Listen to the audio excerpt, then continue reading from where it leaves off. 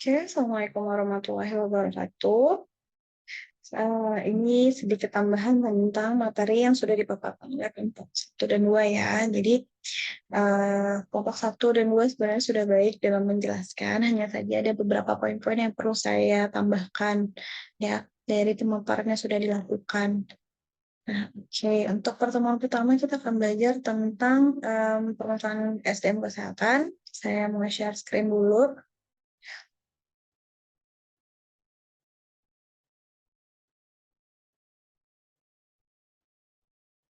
Oke. Materi pertama pada materi pada pertemuan kedua kita adalah tentang masalah SDM kesehatan yang ada di Indonesia. Ya, kita kenal dulu dengan pengertiannya bahwa apa sih SDM kesehatan itu? SDM kesehatan adalah setiap orang yang bekerja secara aktif di bidang kesehatan, baik yang memiliki latar belakang pendidikan kesehatan maupun tidak ya. Jadi SDM kesehatan yang adalah orang yang punya pendidikan kesehatan maupun yang tidak, serta memiliki wewenang tertentu untuk melakukan upaya kesehatan. Nah, beda sama yang namanya tenaga kesehatan. Kalau tenaga kesehatan itu apa? Adalah setiap orang yang mengabdikan diri dalam bidang kesehatan serta memiliki pengetahuan dan atau keterampilan melalui pendidikan kesehatan untuk jenis tertentu memerlukan kewenangan untuk melakukan upaya kesehatan. Kalau tenaga kesehatan beda ya. Kalau SDM kesehatan setiap orang baik yang punya latar belakang pendidikan kesehatan maupun yang tidak mempunyai latar belakang kesehatan.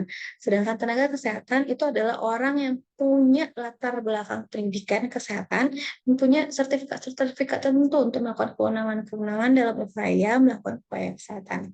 Ya. Ini berdasarkan Permenkes nomor 38 tahun 2015. Nah, apa aja contohnya? Nah, ini contohnya ya, pengkategoriannya. Tenaga kesehatan itu apa? Yang pertama ada tenaga medis. Tenaga medis siapa? Dokter.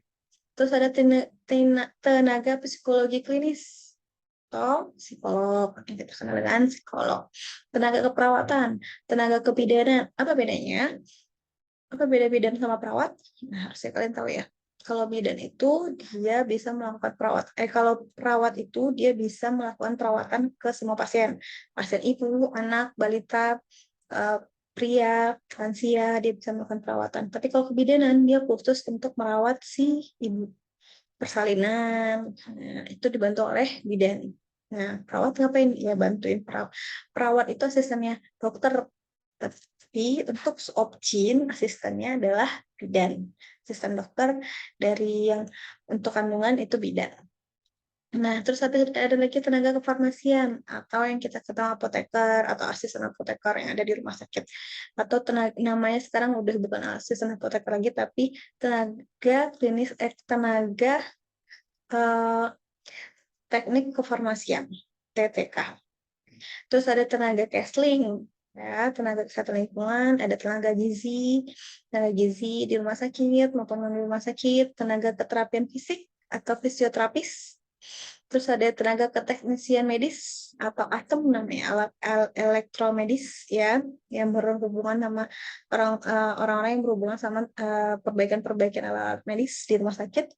Ada teknik biomedika itu untuk lab.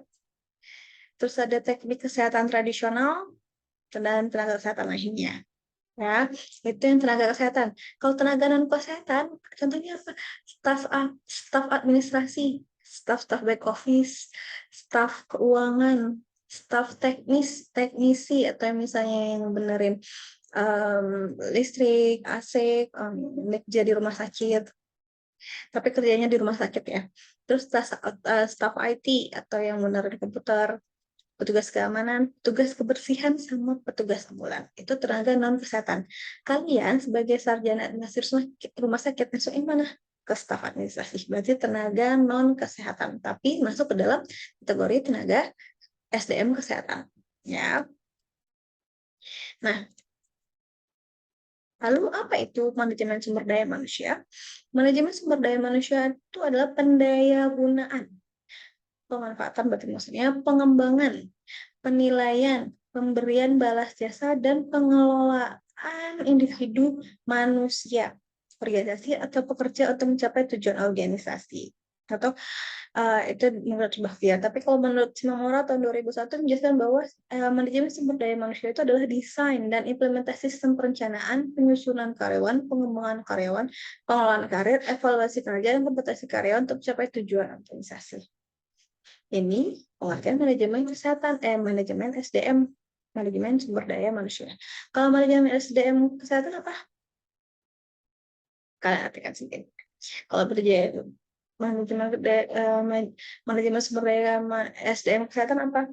Pendayagunaan, pengembangan, penilaian, pemberian balas jasa, dan pengelolaan individu tenaga kesehatan untuk mencapai tujuan organisasi.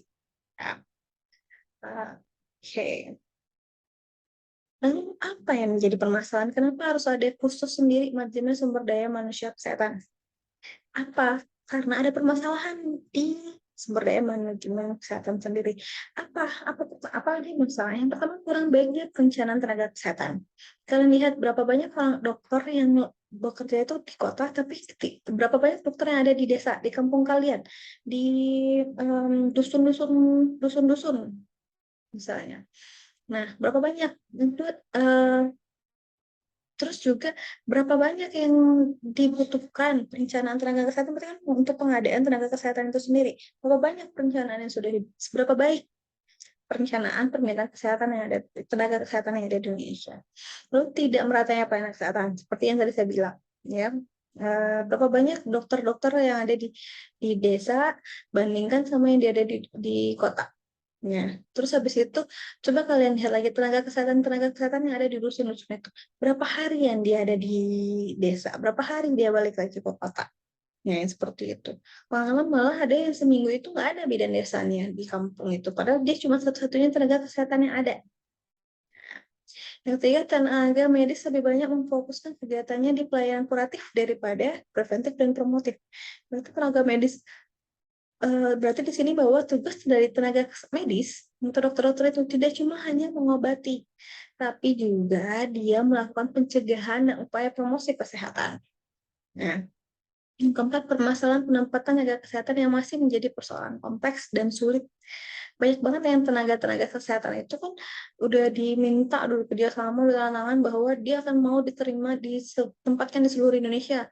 Ternyata pas waktu ditempatkan di area-area remote atau area-area terisolir, dia pada nggak mau. Nah, seperti itu. Lalu tantangan seperti itu permasalahannya ya. Lalu, apa permasalahan? Lalu bagaimana permasalahan ini? Bagaimana permasalahan institusi kesehatan dan kaitannya dengan SDMK? Kita akan lihat ini. Di bagaimana pemerintah yang mengendalikan rumah sakit karena menyangkut pelayanan manusia yang paling asasi, ya. Permasalahannya kenapa ya? Oke. Nah, kedua, pemilik rumah sakit yang sangat berhati-hati dalam menjaga ketat nama baik rumah sakit, ya. Seperti yang kita tahu tuh bahwa image atau citra rumah sakit itu sangat menentukan seseorang mau datang ke sana atau tidak. Misalnya nih sudah dikenal misalnya rumah sakit itu galak kepada pasiennya kata gitu. Setiap pasien masuk rumah sakit itu pasti mati. Pasti nggak ada lagi orang yang mau datang ke rumah sakit itu untuk berobat. Yang ketiga, profesional kesehatan memiliki otonomi lebih dalam hal kesehatan dan keselamatan pasien.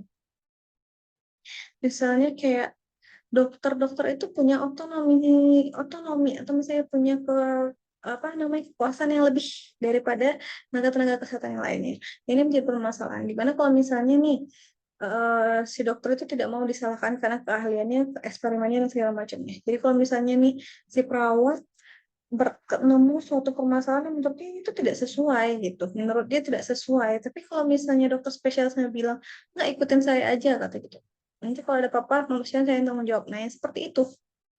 Nah, jadi ada beberapa bagian profesional kesehatan memiliki otonomi lebih dalam hal kesehatan dan keselamatan pasien. Dan kadang-kadang arogansinya membuat dia tidak mau mendengar pendapat orang lain. Keempat, direksi rumah sakit yang bersikap profesional masih adanya permasalahan tentang kurangnya sikap profesional antara direksi rumah sakit serta permasalahan SDM-nya. Dimana direktur rumah sakit tentunya pasti akan memikirkan tentang efisiensi, duit-duit yang keluar dan segala macamnya. Sementara kalau misalnya nih pasiennya cuma sedikit tapi SDM-nya banyak, itu kemudian akan menjadi masalah. Jadi masih direktur sendiri. Mau atau tidak dia menambah karyawannya? Ya mau. Yang kelima, masyarakat untuk pelayanan memuaskan memenuhi standar kewajaran yang berbeda-beda.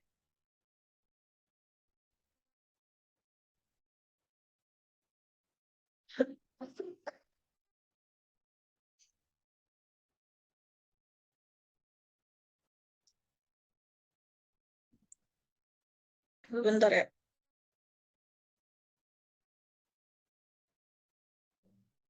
Oke, kita lanjut. Ya. Yang kelima, permasalahannya adalah masyarakat yang melanjut pelayanan memuaskan memenuhi standar kewajaran. Nah, yang jadi permasalahan adalah standar kewajaran yang ada di tengah-tengah masyarakat. Ya. Kewajaran itu seperti apa? Persepsi masyarakat tentang pelayanan itu sendiri berbeda-beda. Misalnya nih, buat orang yang lagi sakit kepala banget, dia nunggu obat yang ada datang obat obat sakit, obat dari apotek aja 5 menit pasti akan merasa lama. Ya, tapi kalau misalnya emang orang yang lagi santai-santai aja nunggu 2 jam juga ya, ya udah sambil main handphone sambil lihat scrolling Instagram aja nggak akan masalah. Nah, yang jadi gitu. Sementara standarnya sendiri gimana? Perlunya ada yang standar yang tentang pelayanan itu seperti apa. Sebenarnya sudah ada standar tentang standar pelayanan minimal. Misalnya kayak menunggu obat itu berapa lama sih standarnya gitu. Setelah pasien keluar dari ruang dokter, terus habis itu pasien dapat obat, dapat resep, maksudnya resepnya dibawa ke apotek, dan dari apotek itu harusnya berapa lama sampai si pasien itu mendapatkan obat. Nah, itu sudah ada standar pelayanan minimal. Harusnya itu 45 menit. Jadi kalau misalnya masih 45 menit kalian nunggu obat, ya itu masih dianggapnya wajar. Tapi kalau misalnya lebih dari 45 menit baru dianggapnya tidak wajar. Nah, tentu persepsi orang langsung beda-beda tentang 45 menit ini sendiri, ya kan?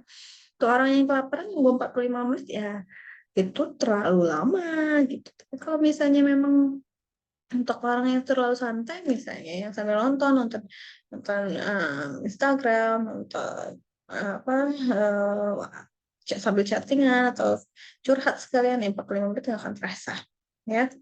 Lalu yang terakhir, dunia bisnis seperti alat kesehatan, obat, alat kantor yang mendorong penggunaan barang modal yang harus dikelola secara bijaksana, ya kan? Misalnya kayak obat-obatan gitu. Memang ada standar-standar sendiri berapa banyak obat itu harus masuk ke mana namanya masuk ke pasien. Tapi ada juga kan beberapa obat itu misalnya dalam satu vial. Kalau untuk satu vial yang satu satu dosisnya itu buat seorang orang kan akan berbeda berbeda tergantung kebutuhannya sendiri. Tapi kalau misalnya ada satu yang bisa dipakai lama-lama, kayak misalnya vaksin, nah kan dalam satu tabungnya itu dia bisa dipakai untuk berapa orang. Nah itu yang mesti dipertimbangkan. Efisiensi dari pemakaian alat kantor, misalnya kayak lembaran-lembaran rekam medis. Nah, kalau lembaran-lembaran rekam medis, berapa banyak harusnya dalam satu orang itu, berapa banyak yang harus digunakan, apa saja. Nah, itu yang menjadi permasalahan SDM sendiri. Misalnya kayak dokternya dia mengurus besar-besar gitu. Sementara tempatnya terlalu kecil, karena terlalu kecil. Nah, ini yang harus di-manage sama si manajemen.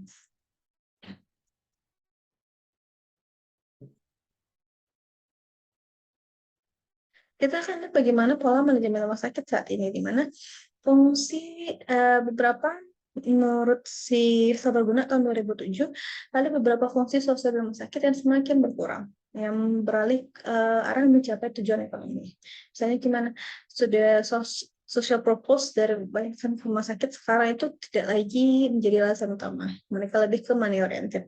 Logikanya ya seperti ini. Memang misalnya mengobatin orang itu tujuan-tujuan sosial, tapi kan untuk ngobatin orang pasti ada biaya yang diperlukan, mesti ada perawat yang digaji, mesti obat yang mesti dibeli. Nah itu kan juga ada nilai-nilai ekonomisnya. Itu yang harus dipertimbangkan oleh si rumah sakit, direktur terutama.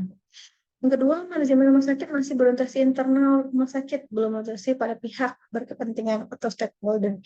Jadi kebanyakan dari manajemen rumah sakit masih berupaya bagaimana rumah sakitnya tetap hidup, tetap bisa mampu membayar gaji-gaji karyawan, masih mampu membayar tunjangan-tunjangan atau apa asuran-asuran yang harus dibayar rumah sakit, misalnya kayak pemberian obat dan segala macam, tapi belum berorientasi kepada keinginan-keinginan stakeholder, misalnya dinas kesehatan, terus habis itu dinas provinsi, dinas lingkungan hidup dan segala macam. Jadi dia merasa bahwa tuntutan ada beberapa rumah sakit yang mungkin kan masih belum sanggup memenuhi tuntutan-tuntutan yang diberikan oleh si kesehatan atau dinas terkait, saya daerah, apa, lurah dan segala macamnya. Yang ketiga, manajemen rumah sakit masih berorientasi input, belum berorientasi pada aspek output maupun outcome. Ya, dia masih mikir bagaimana pasien tuh banyak datang ke rumah sakit tanpa memikirkan bahwa setiap pasien yang keluar rumah sakit itu sembuh. Masih ada paradigma seperti itu ya. Terus pola perencanaan masih berorientasi pada penganggaran, belum berorientasi pada perencanaan strategis. Kalau perencanaan strategis berarti kan pengembangan. Belum, masih ada beberapa pola perencanaan rumah sakit yang masih berfokus pada uh, apa yang kita hasilkan, misalnya apa yang dana-dana yang masuk sekarang ini hanya untuk kepentingan bulan ini dan bulan depan. Sementara belum berorientasi baru 5 tahun lagi kita mau bikin rumah sakit seperti apa. 10 tahun lagi kita ingin lihat masyarakat menganggap rumah sakit seperti apa. Nah, kayak gitu. Kelima, pola kerja manajer belum optimal. Jadi manajernya masih atas nama manajer aja dulu, belum bisa memanfaatkan atau memanage dari karyawan-karyawannya. Karena masih provider oriented, belum pasien oriented. Provider oriented gimana?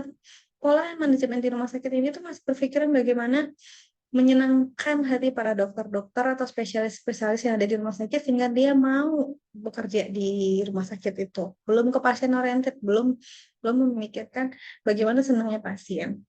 Nah, ini contohnya gimana? Ini sendiri kenapa? Karena masyarakat itu tuh masih cari dokter, bukan cari rumah sakitnya. Saya kayak misalnya berobat kemana? Saya mau berobatnya ke dokter ini aja di rumah sakit ini gitu. Mau kemana pun dokternya pindah, dia akan ikutin si dokter itu. Belum ke rumah sakitnya. Nah, sehingganya apa gimana? Jadi ya kalau misalnya pasien ini nunggu sampai jam 12 malam untuk latihan rawat jalan untuk diperiksa sama dokternya ya, ya mau aja pasiennya nunggu.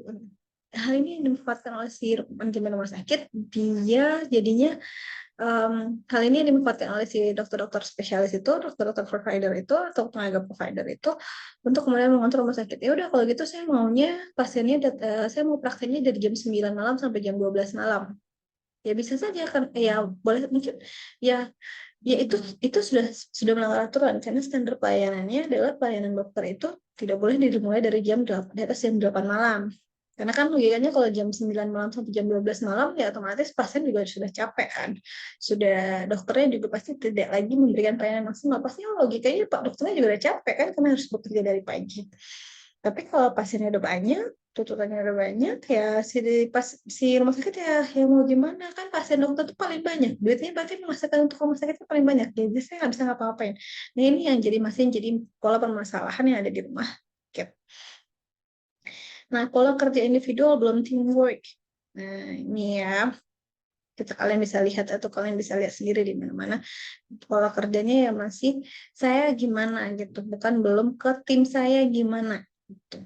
Fokus pelayanan lebih extending lah, belum quality life. Jadi fokus pelayanan dari pola manajemen rumah sakit itu tuh bagaimana mempunyai waktu hidup, bukan meningkatkan kualitas dari hidup itu sendiri. Ya, karena lebih berorientasi kemana tadi, kuratif daripada preventif dan promotif. Nah, pengelolaan kinerja rumah sakit tujuannya untuk apa? Yang pertama, memperjelas tujuan. Kedua, mengalokasikan sumber daya yang tepat dan mencapai tujuan dan sasaran. Yang ketiga, melakukan analisis terhadap sumber daya dan manfaatnya. Yang keempat, melakukan evaluasi dan melaporkan hasil evaluasi kerja yang dicapai kepada pihak yang berkepentingan. Tujuannya kalian melakukan pengelolaan terhadap kinerja atau SDM di rumah sakit ya. Nah, teori manajemen dan kaitannya dengan FDMK adalah yang pertama ada 4 dari teori manajemen ya. Ada planning, organizing, controlling, dan coordinating. Apa aja itu? Planning itu adalah perencanaan atau memperkirakan dan mempertimbangkan masa depan yang menyusun rencana aktivitas. Dan kedua kita kenal namanya organizing, menyatukan dan menjelaskan aktivitas dan usaha dalam aspek manusia maupun materi. Yang ketiga ada coordinating, menjalankan sistem komunikasi antar bagian, dan controlling atau pengendalian, memperhatikan segala sesuatu yang terjadi secara sesuai dengan aturan.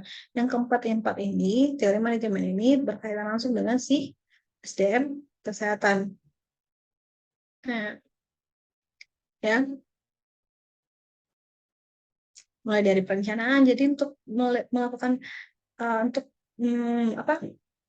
Untuk memanage sumber daya manusia yang ada di rumah sakit itu sendiri dimulai dari pertama yang perencanaan, lalu organizing, lalu coordinating, dan terakhir controlling atau mengendalikan. Dari mulai perencanaan, organisasian, perencanaannya berapa kebutuhan yang diperlukan. Lalu habis itu mengorganisasikan kebutuhan yang ada ini diorganisasikan atau ditempatkan di bagian mana-mana saja dengan pembagian tugas yang seperti apa saja. Lalu habis itu ada coordinating atau pengkoordinasian atau pengaturan. Ya, pengaturan bagaimana sistem kerjanya yang baik. Yang keempat ada controlling atau pengendalian. Bagaimana caranya supaya SDM-SDM yang ada ini dapat melakukan tugasnya dengan baik dan maksimal. Ya, sesuai dengan tujuan-tujuan dari organisasi atau rumah sakit itu sendiri. Nah, sekian saja dari saya untuk materi pertemuan pertama. Jika ada pertanyaan, silakan di classroom ya. Silakan dilakukan di classroom. Habis ini akan ada quiz ya. Habis ini akan kita lanjut ke materi pertemuan kedua.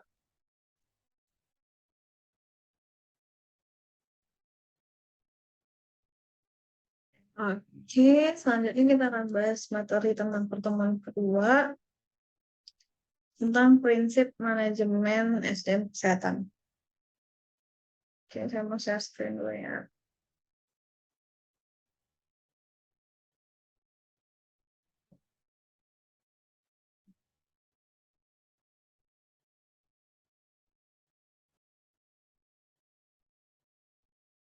Nah, pertemuan kedua ini harusnya pertemuan ketiga ya, karena yang tadi kan pertemuan kedua.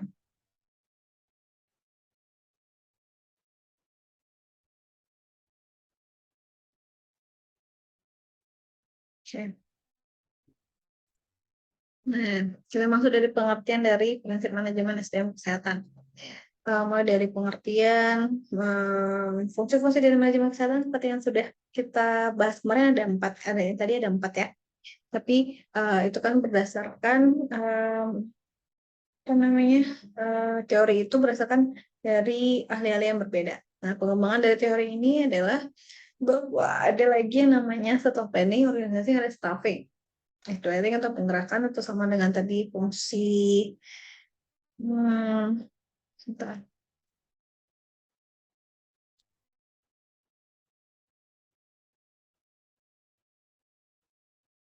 Actuating sama di sini kita kenal dengan fungsi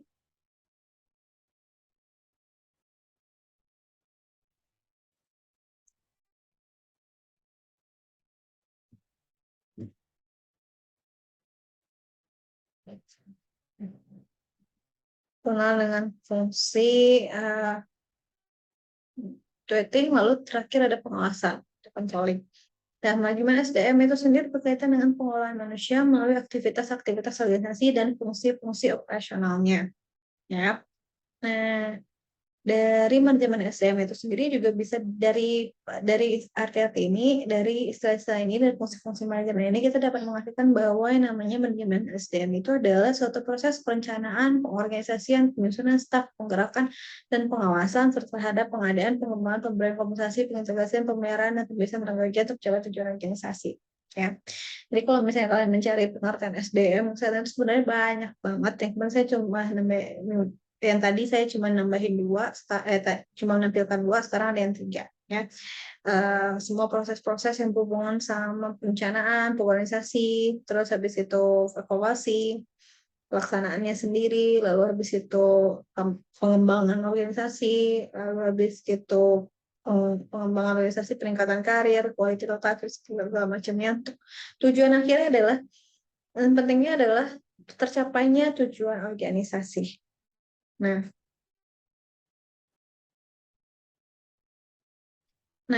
di sini kita juga akan ngomong sebagai manajemen sebagai sebuah proses di mana ada inputnya, mulai dari material, mesin, dan metode, habis itu ada prosesnya, manajemen produksi, manajemen SDM, manajemen pemasaran, manajemen keuangan, serta outputnya berupa produk, barang, dan jasa. Nah, Tujuan dari manajemen SDM ini sendiri, kalau tujuan umumnya hanya untuk memastikan bahwa organisasi mampu mencapai tujuannya sesuai dengan sumber daya yang ada, dengan orang-orang yang ada, dia bisa mencapai tujuan organisasinya. Misalnya kayak tujuan rumah sakit Hermina Padang, bahwa dia ingin memberikan pelayanan kesehatan ke seluruh masyarakat yang ada di Kota Padang, ya, secara merata, baik, maksimal, dengan pelayanan yang dengan service excellent, dengan pelayanan yang prima. Nah, tujuannya seperti itu, dia harus bisa mengelola orang-orang yang ada di sananya, baik dokternya, perawatnya, bidannya, untuk memberikan kepuasan pada masyarakat Kota Padang, dan juga dengan memberikan pelayanan service atau service excellent atau pelayanan yang prima kepada pasien-pasiennya. Pelayanan primanya seperti apa? Nah, itu pelayanan prima itu sendiri tetap rumah sakit. Standar-standarnya seperti apa? Standar-standarnya misalnya gimana? Waktu tunggu tidak terlalu lama, misalnya. Waktu tunggu tidak terlalu lama itu standar. Bagaimana indikator dari waktu tunggu yang tidak terlalu lama? Misalnya untuk mendaftar antri, daftar pasien itu hanya 5 sampai 10 menit, misalnya. Itu adalah standarnya. Kalau misalnya 5 sampai 10 menit, misalnya pasien nunggu sampai 20 menit, berarti itu tidak sesuai dengan mutu mereka, tidak sesuai dengan standar mereka. Kalau tidak sesuai dengan standar mereka, gimana? Otomatis pasien akan komplain. Kalau pasien komplain, otomatis pasien tidak puas. Berarti itu menunjukkan bahwa mereka tidak memberikan pelayanan yang prima kepada pasiennya.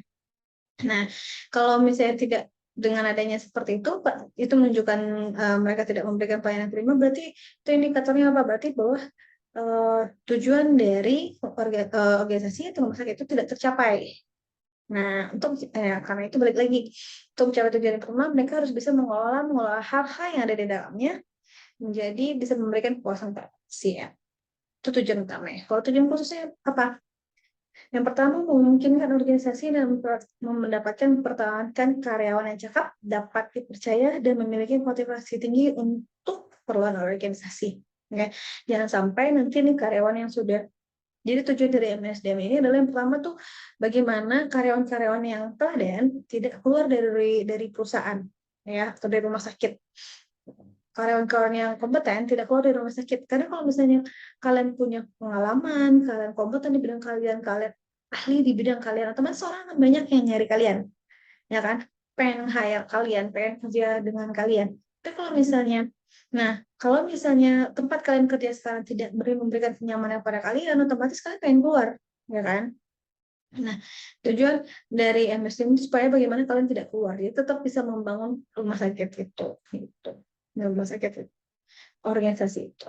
Kedua, meningkatkan dan memperbaiki kapasitas yang melekat pada manusia seperti kontribusi, kemampuan percakapan mereka.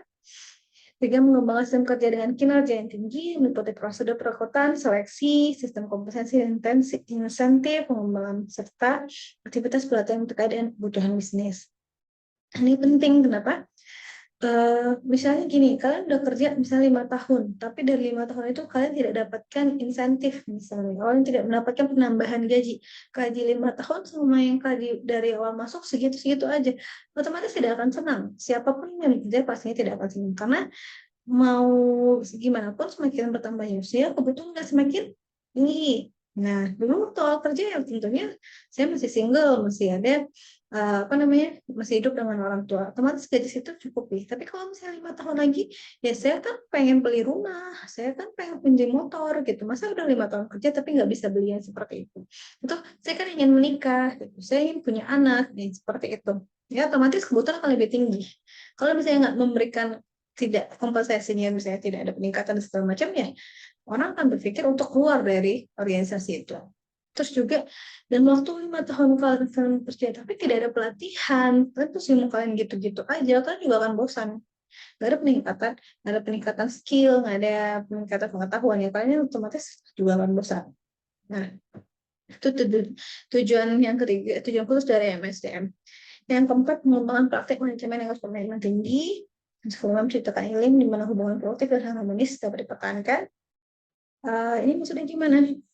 Kalau misalnya kalian sudah bekerja 5 tahun gitu, terus habis itu hubungan kalian bekerja dengan hal yang seperti itu aja, itu aja lingkungannya, pastinya kalian akan bosan. Nah, untuk merefresh lagi, untuk misalnya bagaimana mengakrabkan lagi, terus juga kalau dalam bekerja itu pasti kan ada konflik-konflik kepentingan. Misalnya kayak kalian kerja 5 tahun, ya kalian bekerja, lalu ada teman kalian juga yang bekerja tapi sering nggak datang. Dan karena dia yang sering nggak datang, kerjaan dilakukan kalian gitu. Jadi pastinya akan ada konflik, kesel dong punya temen yang kayak gitu. Dia nggak datang bukan karena nggak mau datang, tapi karena memang badannya sakit. Misalnya dia sakit, walaupun dia sakit segala macam, tetap ada kesel di kalian karena ketimpaan kerjaannya. Atau misalnya dalam kerjaan ada yang ngaduin dan segala macam, akhirnya konflik. Nah, yang konflik ini tujuan dari MSDM supaya konflik-konflik ini tidak muncul besar dan sebagainya macamnya. Lalu mengembangkan lingkungan kerjasama tim, membantu organisasi menyeimbangkan kebutuhan pihak terkait. Yang kedelapan, memastikan bahwa setiap orang dinilai dan dihargai berdasarkan apa yang melakukan dan mereka capai. Lalu mengelola karyawan yang beragam dengan memperhitungkan perbedaan individu dan kelompok. Dengan kelompok, memastikan kesamaan kesempatan yang tersedia untuk karyawan, jangan ada favoritasi ataupun misalnya anak orang dalam dan segala macamnya. Nah, habis itu mengadopsi pendekatan etis untuk mengelola karyawan yang sesuai dengan apa namanya kewajaran, sesuai dengan budaya di sana. Nah, dan yang 12 mempertahankan memperbaiki kesehatan fisik dan mental karyawan. Ya, itu adalah tujuan-tujuan dari manajemen SDM kesehatan. Nah, kalau kita udah bahas tentang tujuannya, kita bahas lagi tentang prinsip manajemen kesehatan. Pada dasarnya ada dua, itu prinsip kompetensi dan prinsip keoptimalan kelebihan dalam kompetensi. Prinsip kompetensi ini apa?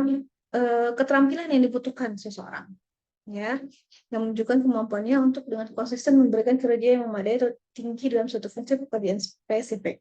Jadi gimana bisa kompetensi itu gimana sih? Maksudnya ya seorang yang bekerja di bagian administrasi rumah sakit ya harusnya seorang sarjana yang administrasi rumah sakit, bukan dari keperawatan. Kenapa? Karena memang mereka ini makan ilmu tentang administrasi rumah sakit. Tapi mungkin mereka lebih ahli dalam bagian ke pasien-pasien. Dan juga nanti sarjana dan rumah sakit diminta untuk melayani pasien. Bisa, tapi dengan cara bagaimana? Melayani pasien mungkin di bagian pendaftaran. Itu mungkin bisa saja, itu bisa saja. Tapi kalau misalnya melayani pasien di ruang rawatan, itu tidak mungkin. Ya, itu bukan kompetensinya. Ya. Lalu prinsip keoptimalan yang kedua adalah prinsip keoptimalan kelebihan dalam kompetensi. Nah, misalnya gini, setiap kali misalnya adalah seorang nantinya pas waktu bekerja, apa namanya, kalian semua adalah sarjana administrasi rumah sakit. Tapi setiap orang pasti akan ada kompetensi-kompetensi yang lebih menonjol daripada yang lainnya. Misalnya kayak seperti kayak misalnya Nola, dia misalnya lebih kompeten dalam hal manajemen risiko. Nah, bagusnya dia tempatnya di mana? Di bagian manajemen risiko. Lalu mungkin nanti ada lagi Lucy. Mungkin Lucy lebih kompetennya di bagian mana? Dia lebih kompeten dalam bidang kesekretariatan. Jadi tempatnya di bagian kesekretariatan. Atau misalnya nanti si Ajis lebih kompetennya di mana? Dia lebih kompeten dalam bagian pengarsipan dalam hubungan dengan IT. Nah, mungkin tempatnya di bagian sana. Ya, seperti itu. Pastinya setiap orang kan berbeda-beda dengan kompetensinya. Kelebihan kompetensi yang dimilikinya. Ya. Jadi istilahnya put man in the right place. Tempatkan sesuai dengan kompetensi yang sesuai.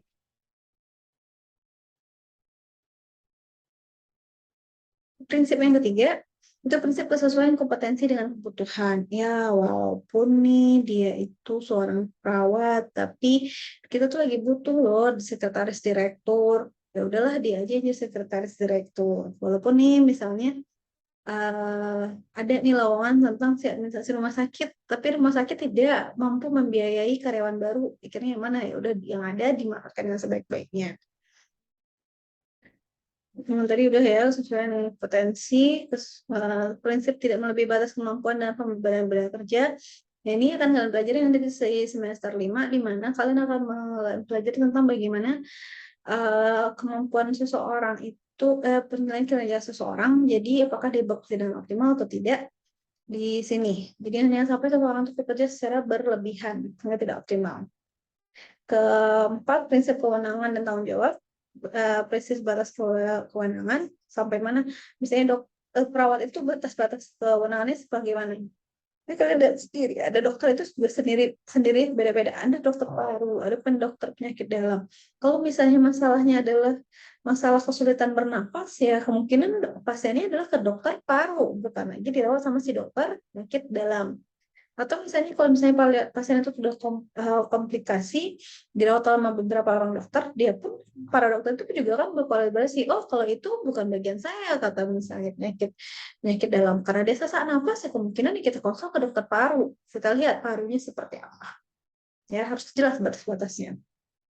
Misalnya nih, pasien datang dari IGD dengan kondisinya udah mau siap melahirkan. Ya si perawat menangani dulu. Misalnya dia ada perdarahan, ada berdarah-darah datang ke IGD. Ya, si perawat menangani dulu perdarahannya. Jangan tunggu dulu datangnya bidan ada di IGD, baru dia nangani si pasien, si ibu yang melahirkan. Nah, prinsip penghargaan dan kompensasi. Itu wajib ya, itu penting ya. Setiap orang yang memiliki prestasi pastinya pengen ada penghargaan dan juga ada kompensasi dari apa yang sudah dilakukan terhadap pekerjaan yang lebih. Oke, ya. Fungsi-fungsi manajemen SDM, pertama ada fungsi pengadaan SDM, mulai dari analisis pekerjaan, perencanaan SDM, rekrutmen SDM, seleksi dan penempatan SDM. Mulai dari analisa pekerjaan berarti dinilai dulu bagian-bagian mana saja yang membutuhkan dan bagian-bagian saja yang tidak membutuhkan, bagian mana saja yang membutuhkan dan kebutuhannya seperti apa. Misalnya dia butuh seorang sarjana administrasi rumah sakit berapa banyak. Nah, di rumah sakit itu berapa banyak yang dibutuhkan untuk pekerjaan itu. Lalu setelah berapa banyak dilakukanlah perencanaannya, apakah dia jadi pegawai kontrak dulu, pegawai TKWT dulu, paruh waktu, misalnya, atau pegawai full timer. Nah, dengan cara-cara pengembangan seperti apa. Lalu yang ketiga, melakukan rekrutmen. Rekrutmen berarti ada seleksi dan penempatan SDM. Saya seleksi ini orangnya seperti apa, apakah dia akan bekerja keras, apakah dia cocok dengan visi misi organisasi, dan seperti apa. Barulah dia ditempatkan di bagian-bagian yang misalnya kayak administrasi rumah sakit, oh dia cocoknya di bagian sekretaris, oh dia cocoknya di bagian PMKP untuk peningkatan mutu, oh dia cocoknya di bagian PPI, pengendalian pencegahan infeksi. Nah, setelah tempatkan. Nah, setelah karyawan ditempatkan, dia akan melakukan proses yang kedua adalah pengembangan.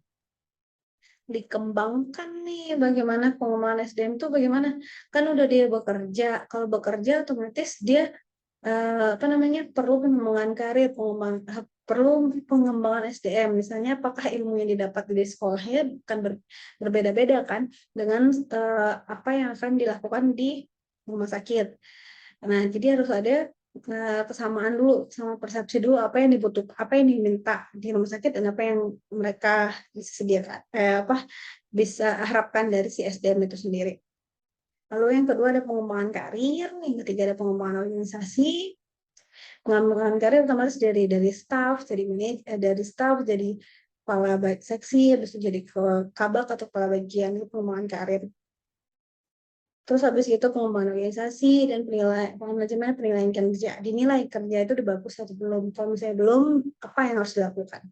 Apakah pelatihan, atau misalnya dia tidak sesuai, berarti ditempatkan di bagian lain, dimutasi, atau misalnya kalau misalnya sudah bagus, apakah bisa dipromosi? Nah, seperti itu. Terus yang ketiga ada tentang kompensasi finansial. Kompensasi itu bisa jadi dalam bentuk gaji, bisa dalam bentuk bonus, bisa dalam bentuk insentif, atau non finansial bisa dalam piagam, penghargaan segala macam. Misalnya karyawan teladan, nah itu bisa jadi salah satu bentuk kompensasi. Yang keempat ada pengintegrasian berupa motivasi kerja, kepuasan kerja, dan pemimpinan. Yang kelima ada pemeliharaan SDM berupa komunikasi dan keselamatan kesehatan kerja. Sebentar.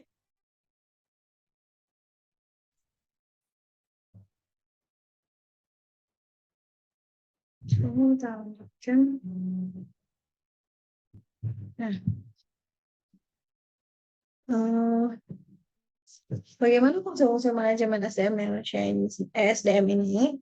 Kita lihat lagi dari pertama fungsi pengadaan SDM. Fungsi ini bermaksud untuk memperluas tenaga kerja sesuai dengan kebutuhan, jumlah dan mutu untuk mencapai tujuan legislasi. Nah, mulai dari analisis pekerjaan tadi ya, seperti sedikit sudah saya jelaskan bahwa ada aktivitas untuk mengetahui uraian, deskripsi, dan syarat-syarat yang harus dipenuhi. Misalnya dia harus seorang yang tamatan S1 teknik informatika kah atau sistem informasi. Nah, itu yang mesti dilakukan dari awal. Butuhnya apa? Seorang yang jago bagian sistem komputer atau orang yang jago tentang benerin komputer. Nah, itu beda.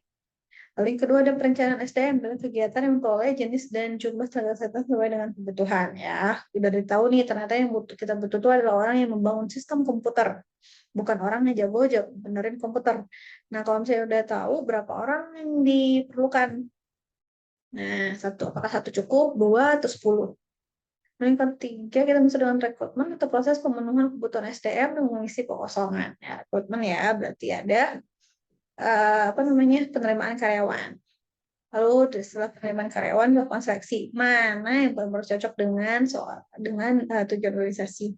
Misalnya orangnya keras kepala, sulit untuk berteman misalnya, terlalu introvert, atau misalnya dia terlalu menyombongkan diri, terlalu sombong misalnya. Nah, itu mungkin tidak sesuai dengan tujuan organisasi, ya tidak akan diloloskan dalam seleksi SDM. Lalu yang terakhir ada penempatannya. Nah, tadi kan udah diketahui nih kalau kita misalnya perlu 2 orang tenaga IT, sistem komputer dua-duanya. Perlunya di mana? Satu di bagian betulin sistem atau bikin sistem pendaftaran, atau satu lagi di bagian pembetulan mungkin sistem untuk rawat inap. Nah, seperti itu ya. Yang kedua ada fungsi pengembangan SDM. Pengembangan SDM itu maksudnya gimana? Proses peningkatan pengetahuan dan terampang melalui pendidikan dan latihan untuk karyawan baru maupun karyawan awal. Kalau yang karir untuk peningkatan karir seseorang. Ya, jadi udah ditempatkan di situ, terus habis itu setelah 1 tahun bekerja, dia harus ditingkatkan lagi jadi misalnya punya golongan, punya jabatan fungsional, atau punya menduduki jabatan tertentu seperti kepala seksi ataupun kepala bidang. Ketiga ada pengembangan organisasi, proses perubahan yang terencana dengan melakukan perubahan-perubahan pada sistem dan struktur organisasi. Keempat ada manajemen kinerja, manajemen kerja berupa aktivitas organisasi dan peningkatan produktivitas individu dan kelompok, dan penilaian kerja proses menilai hasil kerja.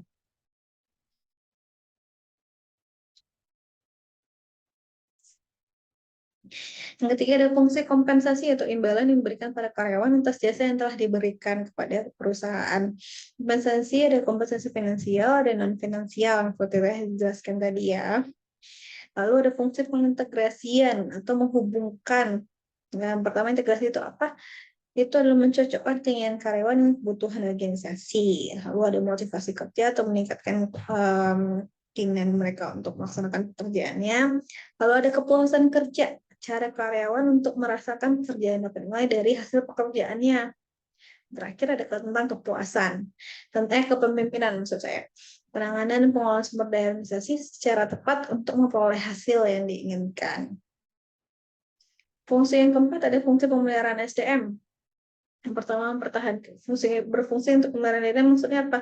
Untuk mempertahankan karyawan tetap berada di organisasi sebagai anggota yang memiliki loyalitas dan kesehatan yang tinggi.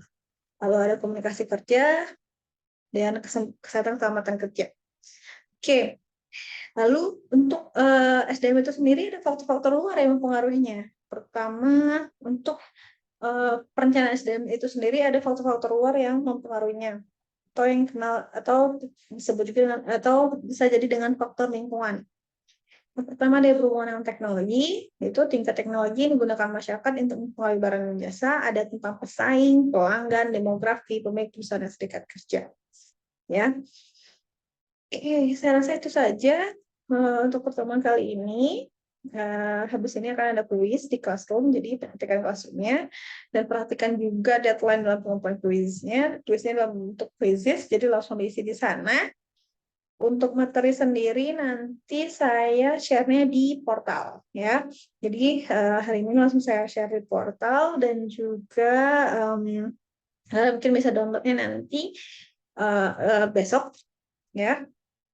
Ntar ini juga udah bisa langsung sih kalian download di portal. Jadi saya tidak akan memberikan dalam bentuk PowerPoint ya, langsung ke Classroom atau gimana, tapi di portal. Jadi nggak ada ceritanya nanti udah mau ujian kalian minta PowerPoint PowerPoint presentasi saya, karena saya udah upload ke portal. Jadi silakan download di portal. Oke, sekian saja pertanyaan dari saya. Jika ada yang diskusikan, ditanyakan saja di Classroom. Oke. Sekian saja. Assalamualaikum warahmatullahi wabarakatuh.